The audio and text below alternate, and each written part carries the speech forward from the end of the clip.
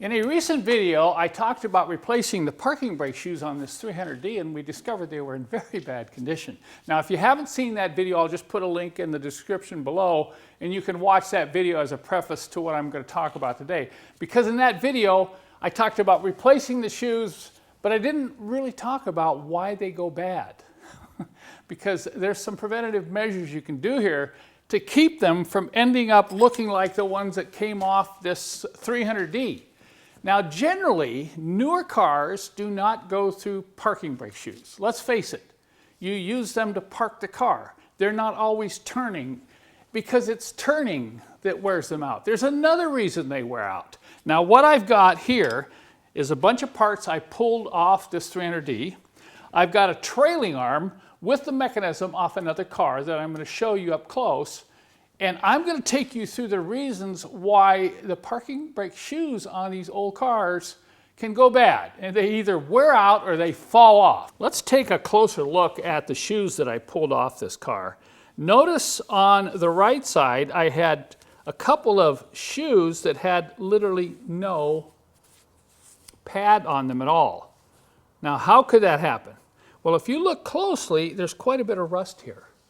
So what I've seen over the years is that cars that are rusty, particularly those cars that have been exposed to road salt, you may find these type of problems in behind those rear brake discs. So just keep that in mind. If you get one of these cars, old cars, and you see a lot of rust under the car, you want to pull those rear discs off and inspect these shoes right away.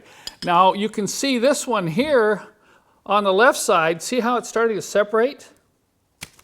And see, they just break off. That's largely due to age. The age of whatever they use to bond these shoes on. You'll see cracking here. These are obviously glazed, so it means they've been wearing. Now, how does a brake shoe wear like that? Okay, there's a couple reasons. Number one, the driver forgets to release the emergency brake pedal and drives down the road with the emergency brake or the parking brake rubbing against the drum inside the rotor. And if you do that a lot, you're going to wear the shoes out. Look at how thin this one is. These are going to wear right down to metal if you aren't careful, but it may not be the driver's fault. There's another reason why these shoes can drag inside the disc. Let me explain. Now here's a rear trailing arm off an older Mercedes. Remember, these trailing arms were used on so many different models from 1968 right up to 1991. And they all had this typical arrangement of a cable running through the hub here and activating these two shoes on the bottom. When you pull on the cable, you pull on the end of the cable, by pushing down on the pedal, this would spread the bottom part of the shoes, and that would grab the drum inside the disc.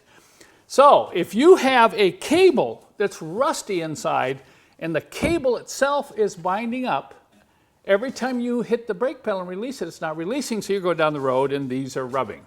And you can tell these have been rubbing because they are super thin. This one is probably less than 1/16 of an inch. I'm going to pull on this and you're going to watch the mechanism. What you want to do when you test this on your own car is activate the brake and make sure this is not only opening up, but when you release the pedal, it comes right back. If it stays, then there's something wrong with either the cable could be rusty, or, as I've seen a number of times, underneath the center of the car is a yoke for the emergency brake.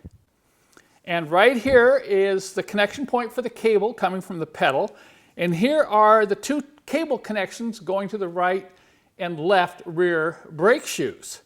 So if this gets rusty, and you can see this one's really tight, but these will rust right in the pivot area, they'll rust right in here, and you'll have a problem every time you activate the emergency brake and release it. This is not going to release the tension on the cables. You'll also note there's a bolt here. You can make finer adjustments if you can't get the full adjustment inside the disc, as explained in my instructions with my kit. You can do some fine adjustments on your cable assembly to get either more or less travel. But pay real close attention to this, particularly if you have a rusty car. You see, this one's starting to bind up. So I recommend you get under the car and lubricate this. Check it and lubricate it. Even if you're not planning on replacing your shoes right now, make sure this is properly working. Now I'm going to show you a way to check to see whether or not everything is releasing properly, even without removing those rear discs and inspecting them visually. And so now I'll bring the camera in, I'm going to pull on this, and let's see if this is actually spreading out and releasing when I let go of the cable. Okay, now watch closely as I try to pull on this cable. There's a lot of tension here, so I don't know how much activation I can get here. So I'm going to pull it as hard as I can. Oh man. Now I'm going to release. Look at that. I released the cable. You see this one right here? It didn't come back. So we have a problem with something binding up either in this mechanism right here or inside the cable itself. I've seen these cables rust internally to where they hardly move, and you're going to have to replace the cable. So this can be lubricated, and I recommend lubricating this when you do any inspection or service work on your rear parking brakes. Here's the parking brake yoke assembly I was telling you about. It's located, you know, kind of under the center, the aft of center of the car. Here's the center bearing carrier. A lot of times it's kind of hidden up underneath the exhaust pipe here. So you can see that this cable here is the cable coming from the pedal, and you want to make sure there's movement right there. So I'm going to shoot that with the Multimax and just make sure that's moving freely. And then I'm going to lubricate these points. So when you pull on this, it should pull both cables. See that? And everything should move freely. You shouldn't have any binding up at all on this assembly. If you do, you're going to have dragging parking brake shoes. You can see here that the new shoes are installed. I've lubricated all the key moving points. I've gone ahead and lubricated this mechanism. I actually checked the cable when the shoes were off, and I shot some PB Blaster up into the inside of that cable. And I recommend you do that. Anytime you pull all this mechanism off and clean it, you know, get down there and shoot some PB Blaster or other rust penetrant up in there. If you can't, or you're not replacing your shoes, you can get down here like I'm showing you, and you can squirt some PB Blaster into this mechanism down here. Let it sit for a while, then wipe it off, and then come back with Multimax. This is my favorite synthetic spray lubricant. And just spray this whole area with Multimax. Make sure you don't spray the shoes. Keep off the shoes while you do this. Now I'm going to put the disc back on. I haven't done any adjustment. I've got this turned all the way down on the adjustment star nut. I'm going to stick the disc on here.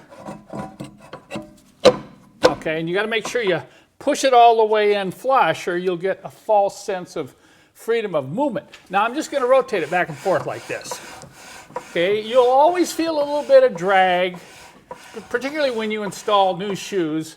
And I have a complete adjustment procedure in my instructions that come with my kit, and my special tool can actually adjust the brake with the disc in place. Now I'm going to go over to the car, and I'm going to push hard on the parking brake pedal and then come back and see if this is actually locked up.